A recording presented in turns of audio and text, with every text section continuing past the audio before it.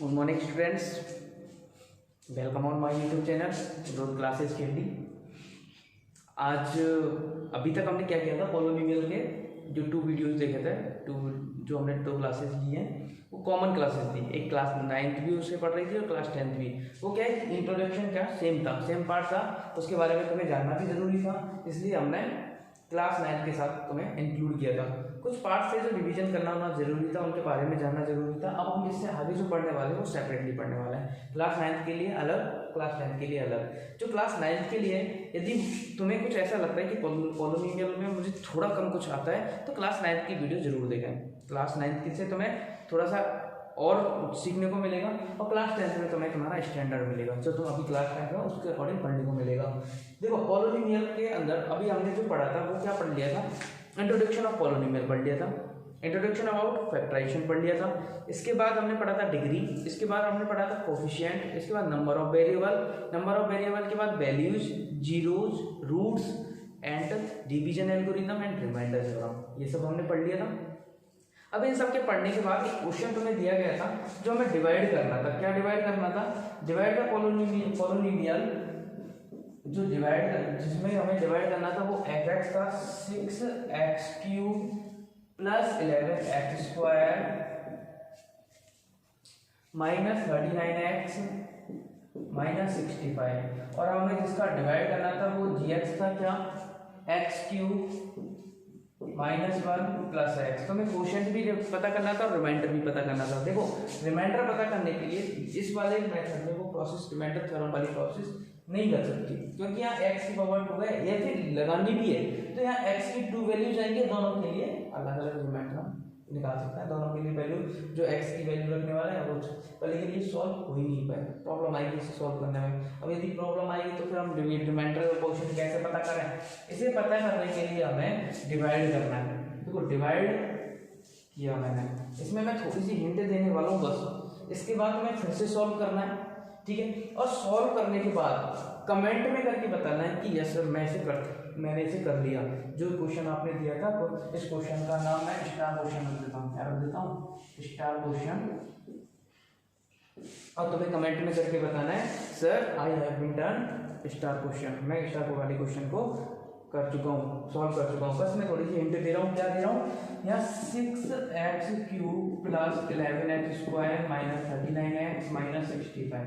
यहाँ तो हमें प्रॉब्लम ही नहीं है, क्योंकि सारी पावर डिसेंडिंग ऑर्डर में पहले से अरेंज है। लेकिन यहाँ gx क्या है? डिसेंडिंग ऑर्डर में अरेंज है नहीं है, करना है x², x को पहले लिखना है, -1 लगाना है, x क्लियर हो गया। यहाँ gx अरेंज हो गया, fx अरेंज हो गया। अब हमें रफ वर्क में सबसे पहले 6x³ लेना है और हमें डिवाइड करना है x² का। क्या आ जाएगा? 6 तो आएगा ही, और x आ जाएगा साथ में, तो 6x आ गया। That's clear. अब हमें 6x का मल्टीप्लाई तीनों से करना है, पहले फर्स्ट टर्म से, फिर सेकंड टर्म से, फिर थर्ड टर्म से। जब क्यूब आएगा तो क्यूब के नीचे, जब स्क्वायर आएगा तो स्क्वायर के नीचे, जब x आएगा तो x के नीचे। That's clear. और यहाँ जो रिमाइंडर बचने वाला है, ठीक है, यहाँ हाईएस्ट पावर क्या है? 2। तो इस 2 से कम पावर आएगी, यहाँ पे क्या आएगी? कम पावर आएगी। That's clear.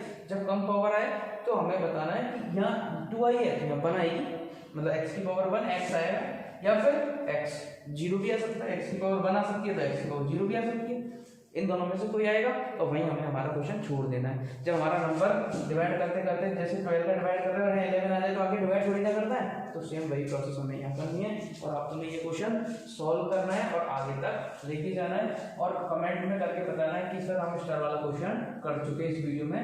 देखिए, मैं कल फिर पूछने वाला हूँ, वीडियो बनाने नहीं, कमेंट में करवाऊंगा कि जिसका सही है नहीं है वो कल की बात है। अभी हम क्या करते हैं, इसको आगे पढ़ते हैं। देखो,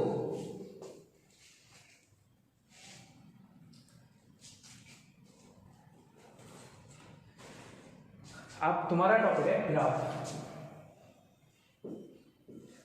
अरे सर ग्राफ कहाँ से आ गए? किसी किसी को तो बहुत बेकार लगता है ग्राफ में, पता ही नहीं, हम ग्राफ बस दिख जाता है, वो ऐसे ब्लॉक्स बने हुए दिखते हैं, और वो एग्जाम टाइम में भी वो ब्लॉक्स बने ही हुए किए चले जाता है, उसमें हम एक लाइन भी नहीं बनाते, अपना नाम लिखना भी भूल जाता है। तो वो ग्राफ इतना ईजी है, बहुत ज़्यादा ईजी। हमने कुछ पढ़ा था, डिग्री पढ़ा था हमने, उस पर डिपेंडेबल है। ठीक है, डिग्री में क्या पढ़ा था हमने, एक जब डिग्री 1 हो तो लीनियर पॉलिनोमियल, लीनियर पॉलिनोमियल, इसके बाद जब डिग्री 2 हो तो क्वाड्रेटिक। ये क्वाड्रेटिक तो बहुत अच्छे से डिफाइनली पढ़ने वाले हो, क्वाड्रेटिक इक्वेशन टाइप में बहुत अच्छे से, ठीक है, याद रखना है। लीनियर भी पढ़ने वाले हो। और इसके बाद क्यूबिक पॉलिनोमियल,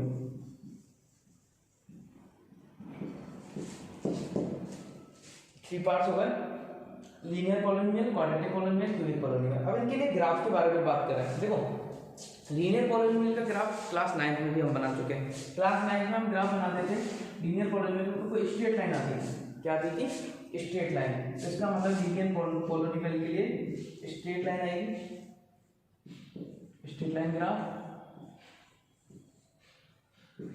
अच्छा, क्वाड्रेटिक पॉलिनोमियल के लिए पैराबोला ग्राफ। अब ये पैराबोला ग्राफ क्या है, जब किसी ग्राफ में एक यू शेप की, ये यू शेप बन जाती है, जैसे यू शेप ऐसे बन गई या फिर यू शेप ऐसे बन गई, कैसे भी बन सकती है, रोटेट हो सकती है, लेकिन वो शेप कैसी है, यू की। तो यदि यू हो तो पैराबोला, और क्यूबिक में होता है hyperbola. Hyperbola graph, hyperbola graph में क्या होता है, एक एस या जेड की शेप बन जाती है। जेड तो कैसे कह सकते हैं, जेड में तो कॉर्नर आ जाता है, एस से भी हम लेके चलते हैं, रिवर्स रेसिप्रोकल बन सकता है, उसका उल्टा बन सकता है एस का। जैसे मैंने एस बनाया, ये भी तो एक एस है, यदि इसको रोटेट कर दे तो, ठीक है, एक एस ऐसे है, ठीक है, इस तरीके का एस बन जाता है। तो यहाँ क्या है कि यू 2 टाइम दिखता है, एक यहाँ दिख गया ऐसे, ठीक है। तो ये ऐसे तो बन रहा है, तो इसका मतलब ये क्या है, हाइपरबोला। ये क्या है, पैराबोला। ये क्या है, लीनियर। समझ में आ गया। लीनियर पॉलिनोमियल का ग्राफ स्ट्रेट लाइन ग्राफ होता है, क्वाड्रेटिक पॉलिनोमियल का ग्राफ पैराबोला ग्राफ होता है, क्यूबिक पॉलिनोमियल का हाइपरबोला होता है। ये नोट्सों में लिखना है, ये चीजें नोट्सों में ग्राफ हेडिंग डाल के ऐसे हमें लिखना है कि लीनियर पॉलिनोमियल, ठीक है, डिग्री यहाँ पे ऐसी लिखना है, डिग्री के नीचे यहाँ 1 लिख लो, यहाँ 2 लिख लो, यहाँ 3 लिख लो, ठीक है। Linear polynomial, straight line graph, ये पैराबोला ग्राफ, ये हाइपरबोला ग्राफ। और इनके सामने ये बनाने भी है। लीनियर ग्राफ कैसा होता है, छोटा सा डिजाइन बना लेना, इसके बाद यू वाला शेप बना लेना, ठीक है, इसके बाद हाइपरबोला के लिए ऐसे बना लेना। दैट्स क्लियर, इससे याद रहेगा तुम्हें कि कौन सी चीज क्या होती है। इसके बाद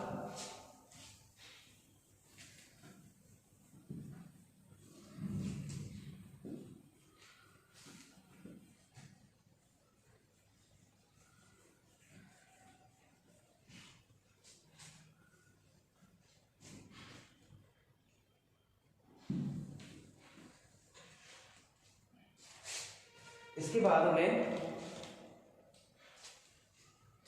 क्या देखना है, ये हमने कल वाला क्वेश्चन देख लिया, थोड़ा सा हमने ग्राफ के बारे में देख लिया।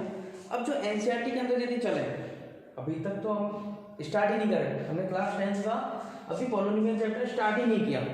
अभी तो जो जानना था, जो इनको हमें इन जो टर्म्स जिनके बारे में हमें जानना था वो जरूरी था, वो हमने जाना है, अभी वो हमने जान लिया। अब इसके बाद हम अप्लाई करते हैं उन चीज़ों को जो हम सीख चुके हैं। जैसे हम फर्स्ट एनसीईआरटी का 2.1 में जो चैप्टर है उसमें हमें पता करना है कि जो ग्राफ दे रखे हैं उसमें कितने सॉल्यूशन हो सकता है। y is two P X, तो मैं दे रखा है, मतलब y की जो वैल्यू है वो x के फंक्शन में है, मतलब x का फंक्शन, वैसे सामने जो होगा y के वो x टर्म होगी, x वेरिएबल यूज होगा और कोई वेरिएबल यूज नहीं होगा क्योंकि फंक्शन ऑफ x बन गया। तो यहाँ x, अब y की वैल्यू क्या हो सकती है, जैसे मैंने एक ग्राफ बनाया, ठीक है, ये ग्राफ बना दिया, x की कितनी वैल्यूज के लिए y की वैल्यू निकल सकती है। यहाँ देखो x इसको कट कर रहा है, ये x एक्सिस कौन सा होता है, ये वाला होता है, ये y एक्सिस होता है। ये जो लाइन है, ये जो लाइन x एक्सिस को कहीं भी कट कर रही है, नहीं कर रही, तो इसका मतलब x सॉल्यूशन भी कितना होने वाला है, 0 होने वाला है। यदि 1 टाइम कट करे, जैसे सपोज ये 1 टाइम कट कर दिया, ठीक है, और ये 1 टाइम कट कर रहा है, तो इसका मतलब सॉल्यूशन 1। यदि 2 टाइम कट करे तो 2 टाइम कैसे कट करेगा, ग्राफ बनाया मैंने और इसको x को 2 टाइम कट कर रहा है तो सॉल्यूशन 2। सिर्फ इतना हमें बताना है कि जितने टाइम, यदि मैंने देखो एक ग्राफ बनाया, ठीक है, और इसके साथ हम खेलने लग गए, खेलने कैसे लग गए कि ठीक है, देखो कैसे खेलते हैं, इसी के लिए बनाया है मैंने, तो x के टर्म्स देख लो, x एक्सिस को कितनी जगह कट किया उसने, 1 2 3 4 5 6 7 8 9 10 टाइम तो कैंसल। That's clear. यहाँ तक किसी को प्रॉब्लम नहीं होनी चाहिए कि हमने 2.1 कंप्लीट कर दी। कितना अच्छा लगा ना कि जल्दी से हो गई, क्योंकि हमने ग्राफ पहले तो सीख लिया था ग्राफ क्या होता है, किसी को कुछ बताने की जरूरत नहीं है, लीनियर है, ये पैराबोला ये हाइपरबोला। That's clear. इसके बाद अब जो मेन टॉपिक है, ठीक है, इस तरीके के टॉपिक तो एक 1 मार्क में 1 मार्क के अंदर पूछ लिया जाता है कभी कभी। इसके बाद हमसे जो मेन है, अब क्वेश्चन आता है जो तुम्हारे वो आता है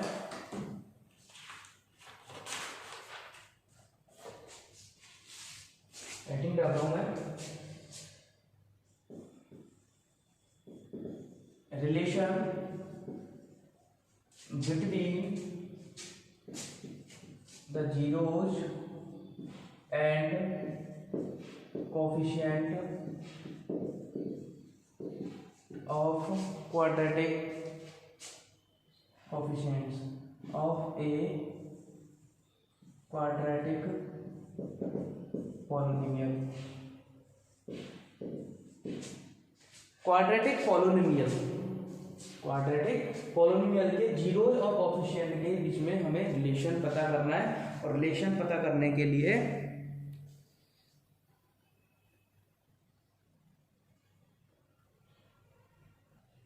और इस रिलेशन को समझाने के लिए हमें पहले जीरोस के बारे में जानना था, कोएफिशिएंट के बारे में जानना था, जो हम अच्छे से जान चुके हैं। जीरोस तो वो होता है जो एक्स की वैल्यू जो एफ को जीरो बना दे, वो जीरोस होता है। कोएफिशिएंट क्या होता है, जो टर्म्स के पास लिखे हुए होता है, जैसे 5x², तो x² का कोएफिशिएंट क्या है 5, ऐसे कोएफिशिएंट होता है, ठीक है। तो हमें सबसे पहले क्वेश्चन लिया मैंने,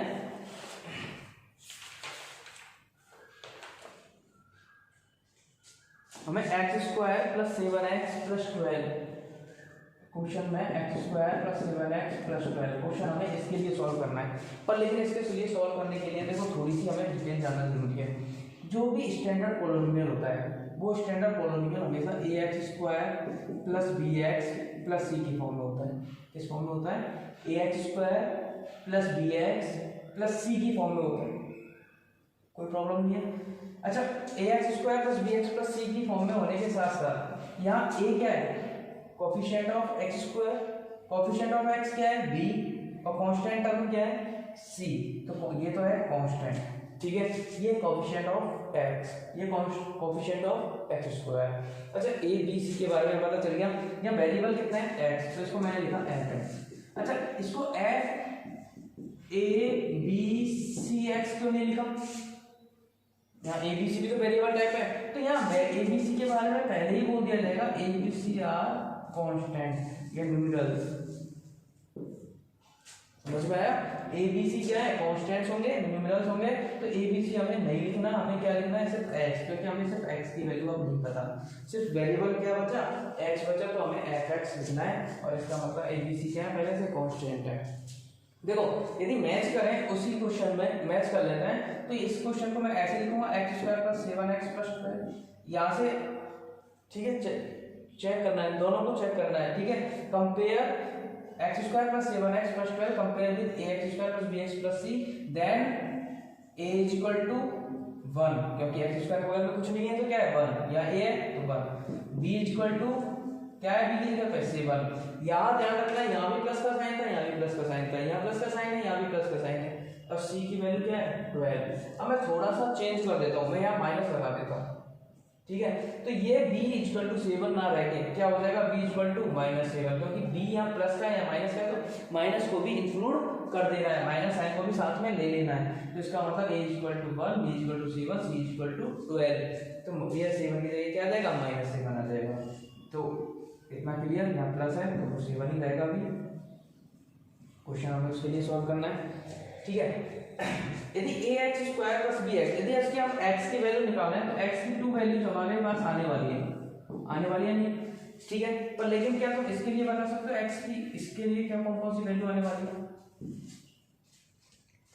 x की कौन सी वैल्यू इसके लिए आने वाली है। तो इनको हम सपोज कर लेते हैं, let the zeros zeros of F x. इसके एफ एक्स हमने सपोज किए क्या क्या है जीरोज, एल्फा एंड बीटा। एक तो हमने एल्फा सपोज कर लिया, एक हमने बीटा सपोज कर लिया, alpha and beta. That's clear. अच्छा, एल्फा एंड बीटा हमने सपोज कर लिया, तो अब हमें सीखने की जरूरत क्या है। इसमें देखो हमें रिलेशन क्या होता है, हमारे पास रिलेशन होता है सम ऑफ जीरोज। क्या होता है, सम ऑफ जीरोज। एक होता है प्रोडक्ट ऑफ जीरोज। कोई प्रॉब्लम? सम ऑफ जीरोज मतलब एल्फा प्लस बीटा, क्योंकि एल्फा बीटा ही जीरोज है तो alpha plus beta. Product of zeros मतलब alpha beta, alpha multiply beta तो एल्फा बीटा। ये जो सम ऑफ जीरोज होता है ये होता है minus coefficient of X square, sorry coefficient of X upon coefficient of X square. अच्छा, कोएफिशिएंट ऑफ एक्स क्या है यहाँ, B. Coefficient of X square क्या है, ए, और किसका साइन लग रहा है, माइनस। मतलब यदि हम वर्ड्स में लिखने वाले हैं सम ऑफ जीरोज तो उसके साथ ये लिखने, एल्फा प्लस बीटा लिखेंगे तो माइनस बी अपॉन ए लिखेंगे, कोई प्रॉब्लम नहीं है। इसके बाद product of zeros alpha beta, ये होने वाला है constant term upon coefficient of X square. Constant term क्या है, सी, और ये क्या है, ए, सी अपॉन ए। मतलब एल्फा बीटा किसके इक्वल होता है, सी अपॉन ए। तो ये तो हो गया रिलेशन, ठीक है। ये अब हमें उस क्वेश्चन के लिए सॉल्व करना है, स्टैंडर्ड इक्वेशन, सॉरी इक्वेशन नहीं कह सकता है, ये एक्सप्रेशन है। एफ एक्स क्या है, एक स्टैंडर्ड पॉलिनोमियल। इसके बाद यहाँ एबीसी हमने सेलेक्ट कर लिए, कांस्टेंट टर्म्स हैं, और जीरोज क्या है, एल्फा एंड बीटा है। इनमें रिलेशन क्या है, जीरोज और कोएफिशिएंट। रिलेशन दिख रहा है, इधर जीरोज हमने एल्फा बीटा माना है, कोएफिशिएंट हमने एबी सपोज लेके चले एबीसी। तो इस तरीके से हमने सब कुछ रिलेशन बना लिया। अब इसी को हमें सॉल्व करना है। सॉल्व करने के लिए अब इसको पहले स्क्रीनशॉट ले लो, देखो इसको हमें याद रखना है, इसको हमें सॉल्व करना है, ठीक है। इसका स्क्रीनशॉट ले लो। इसके बाद क्वेश्चन मिल गया तुम्हें, F X is equal to X square plus 7x plus 12, ठीक है। Compare with ax square plus bx after compare with ax square plus bx plus c। क्या आएगा, a is equal to 1, b is equal to 7, c is equal to 12। No problem.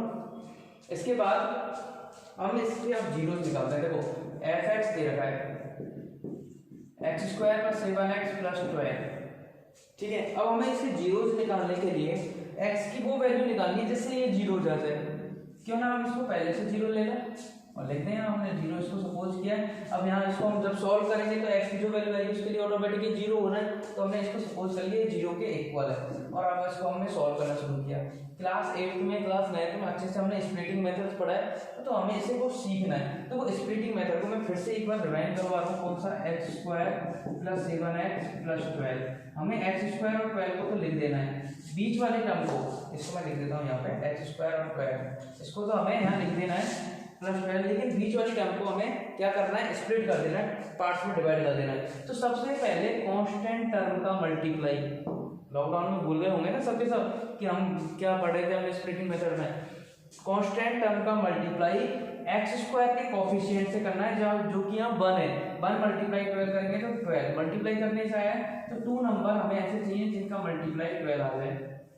That's clear. यहाँ क्या है, plus 7, यहाँ भी एक plus का था तो प्लस का ही चाहिए, प्लस 7। मतलब ऐसे 2 नंबर जिनका एडिशन करो या सब्ट्रैक्शन करो, क्या आ जाना चाहिए, 7 आ जाना चाहिए।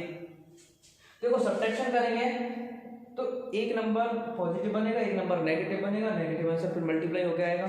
वही नंबर यहाँ होने चाहिए, वही नंबर यहाँ होने चाहिए। तो मैंने ऐसे नंबर 3 और 4 लिए, अब मैंने बड़ी जल्दी सोच लिया और इनको मैं ऐड कर रहा हूँ ना कि सब्ट्रैक्ट। देखो 4 3 12, 4 और 3 7, ठीक है।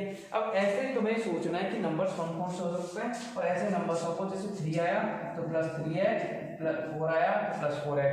यदि यहाँ इनमें से कोई भी नंबर नेगेटिव होता तो नेगेटिव साइन को भी यूज करते हैं। That's clear. इसके बाद is equal to 0, x common लिया, x plus 3 plus 4 x plus 3 is equal to 0। देखो एक वन टर्म ये बन गई, वन टर्म ये बन गई, x प्लस 3 इसके पास भी है, x प्लस 3 इसके पास भी है, x प्लस 3 दोनों का कॉमन लिया, क्या बन गया x plus 4 is equal to 0। तो यहाँ से x इज इक्वल टू, यहाँ डायरेक्ट लिखना है तुम्हें, ये नंबर कर सकते हो तुम x plus 3 is equal to 0 करके हम पता कर सकते हैं। एक बार तो इस वाले ब्रैकेट को 0 करना है और एक बार x प्लस 4 इस ब्रैकेट को 0 करना है। यहाँ से x इज इक्वल टू क्या है -3, x इज इक्वल टू -4, तो ये -3 और इधर -4, x की वैल्यू चल गई तो -3 एंड -4 आर द जीरोज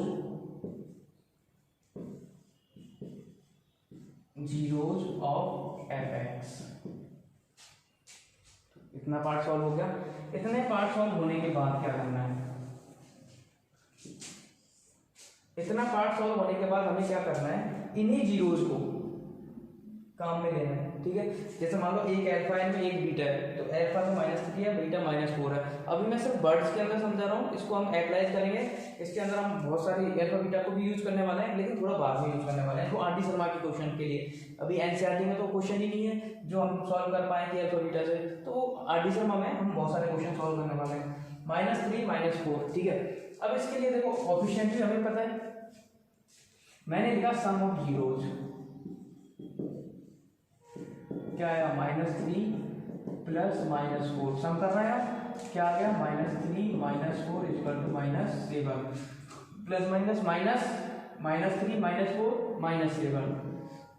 इसके बाद माइनस कोएफिशिएंट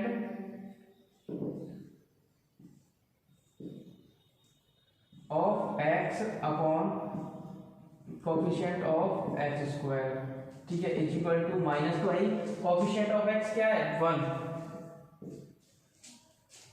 सॉरी 7, -7, माइनस तो ये है ही और 7 ये कोएफिशिएंट ऑफ x का कोएफिशिएंट तो यही है, और x स्क्वायर का क्या है 1, तो 1 का डिवाइड करके -7। अच्छा मैच कर रहा है कि नहीं कर रहा, सम ऑफ जीरोज और coefficient of x upon coefficient of x square match कर रहा है कि नहीं कर रहा, कर रहा है ना, तो इसको बस लिखना है। तो here sum of zeros is equal to coefficient of x upon coefficient of x square. That's clear, ये फर्स्ट हो गया। अभी हमें प्रोडक्ट के लिए भी करना है, तो पहले निकालना है प्रोडक्ट ऑफ जीरोज, क्या होगा, क्या होगा, मल्टीप्लाई करना है, -3 मल्टीप्लाई -4 क्या आ जाएगा, माइनस माइनस प्लस 4 3 जा 12, और इसके बाद constant term upon coefficient of x square. तो कांस्टेंट टर्म तो क्या है 12 और x स्क्वायर का कोएफिशिएंट क्या है 1, तो क्या क्या 12, दोनों मैच कर गए, बस इन दोनों को लिखना है। फिर sum of product of zeros is equal to constant term upon coefficient of x square. That's clear, ये हमारा क्वेश्चन सॉल्व हो गया। हमें पता चल गया सम ऑफ जीरोज भी इसके इक्वल है, प्रोडक्ट ऑफ जीरो इसके इक्वल है। तो ये रिलेशन हमने वेरीफाइड कर दिया, प्रूफ कर दिया।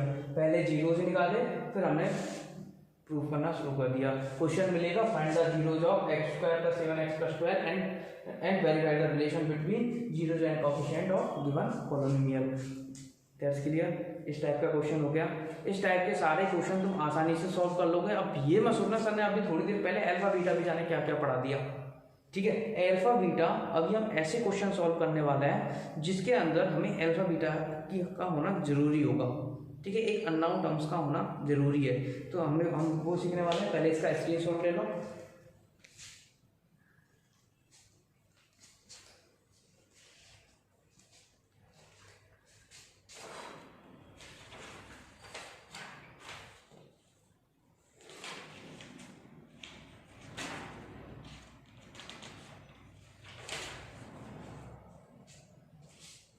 इस टाइप के क्वेश्चन तुम सीख कर लोगे। अभी अब मैं थोड़ा सा बता देता हूँ कि यदि तुम्हें तो क्वेश्चन मिलने वाले हैं बुक में, एनसीईआरटी में मिलने वाले हैं कुछ क्वेश्चन जिसके लिए तुम क्वेश्चन करने वाले हो, लेकिन ये पढ़ने के बाद नहीं करोगे।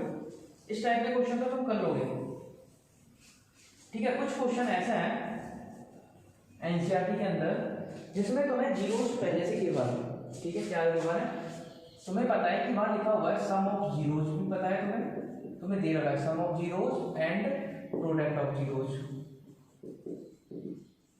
ये तुम्हें गिवन है, ठीक है। सपोज सम ऑफ जीरो तो -4 दे रखा है और प्रोडक्ट ऑफ जीरोस 12 दे रखा है, ठीक है। और हमें बताना है कि ये प्रोडक्ट ऑफ जीरोस है, ये सम ऑफ जीरोस है, तो ये कौन से पॉलिनोमियल के लिए हो सकता है। तो ऐसा कौन सा पॉलिनोमियल है, फाइंड द पॉलिनोमियल या write the polynomial which have sum of zeros -4 and product of zeros 12, इस टाइप का क्वेश्चन। तो देखो ऐसे क्वेश्चनों के लिए यदि हमें जीरोस के बारे में पता है तो जीरोस हम क्या लेके चलते हैं, अल्फा बीटा लेके चलते हैं, ठीक है। तो उनके लिए जो पॉलिनोमियल बनता है f(x) बनता है, वो क्या बनता है, ध्यान से सुन लेना, k x² माइनस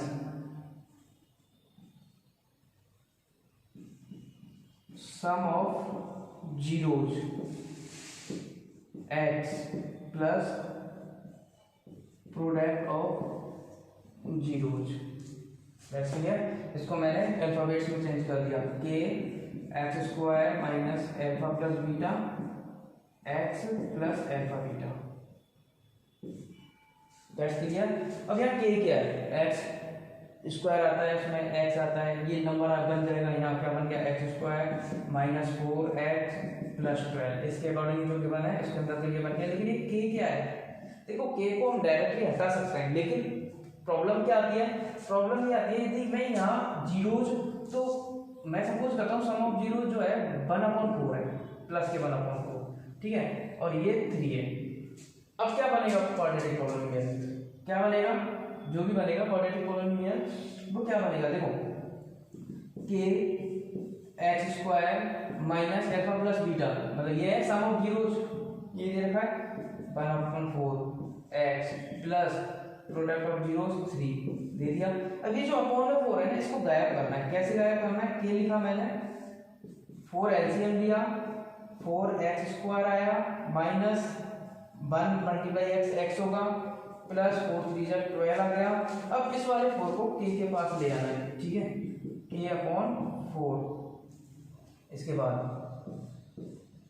k/4 क्या बन गया, 4x² माइनस x प्लस 12।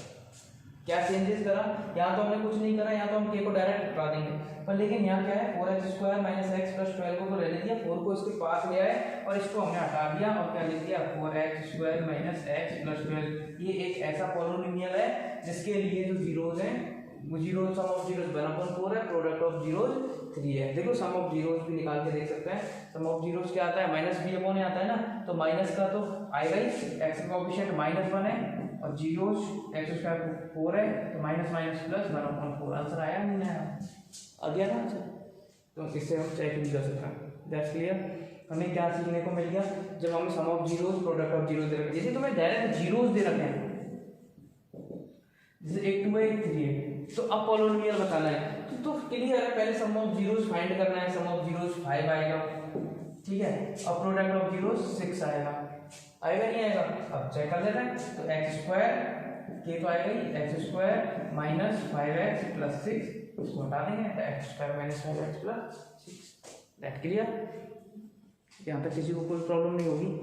इतना चैप्टर हम पढ़ चुके हैं कि अब हमारे पास बहुत सारे क्वेश्चन होने वाला है। एक्सरसाइज 2.1 जिसके अंदर हम ग्राफ को देखने वाले हैं कि कितने सॉल्यूशन ग्राफ के पास हैं। इसके बाद relation between coefficient and zeros, ये हम पढ़ने वाले हैं। हम इस टाइप के क्वेश्चन करने वाले हैं। जो डिवीजन डिवाइड हमें मैंने पहले दिया है उसको भी सॉल्व करना है, उसके साथ साथ एक डिवाइड और सॉल्व करना है। डिवाइड जो वाला जो पोर्शन है वो आगे आने वाला है, इसलिए मैं तुम्हारी प्रैक्टिस करवा रहा हूँ जिससे तुम्हें रिवाइंड हो जाए। तुम्हें आता है अच्छे से, मैं जानता हूँ, और जिसको नहीं आता है उसको लग रहा है कि मुझे नहीं आता है, वो प्रैक्टिस तो करे। आए मैं अभी समझाने वाला हूँ उस टाइप के डिवाइड, हर तरीके की डिवाइड में समझाने वाला हूँ, ठीक है। तुम्हें जो डिवाइड करना है, डिवाइड द पॉलिनोमियल एक्स की power 4 minus 7 by x square minus 2x plus 1। तो मैं इससे डिवाइड करना है। मैं जानता हूँ टफ है, हो सकता है प्रॉब्लम आए, पर लेकिन इसे तुम्हें करना है, सॉल्व करना है। इसे मैं समझाऊंगा, अच्छे से समझाऊंगा, कोई प्रॉब्लम नहीं है। हर तरीके का क्वेश्चन मैं समझाऊंगा, तो मैंने लिख के रखना, ठीक है, कि जब भी मैं समझाऊं इनको तुम सॉल्व कर पाओ। यदि नहीं होते हैं तो, और हो जाते हैं तो कमेंट करके बताना कि सर मैंने आपका दिया हुआ क्वेश्चन कर लिया है, ठीक है। एंड आज के लिए इतना ही बहुत है। क्लास 9th के लिए अलग, क्लास 10th के लिए अलग देखना है, और इतना ध्यान रखना है कि यदि इसके बारे में जो कुछ भी पढ़ना है वो डिस्क्रिप्शन की लिंक में पढ़ सकता है। डिस्क्रिप्शन में दी हुई लिंक में इसको लाइक भी करें, ज़्यादा से ज़्यादा लाइक करें, जिससे और भी स्टूडेंट्स को लगे कि हाँ कि शायद वीडियो अच्छी है, तो और वो भी देखें। कमेंट भी करें, जैसा कमेंट तुम्हें लगता है कि वीडियो अच्छी है तो अच्छा कमेंट करें, को प्रॉब्लम के रिलेटेड कमेंट करें, और जितना हो सकता है इसको शेयर करें और चैनल को सब्सक्राइब करें। जिसने चैनल को अभी तक सब्सक्राइब नहीं किया है वो चैनल ज़रूर सब्सक्राइब कर लें। And thank you so much.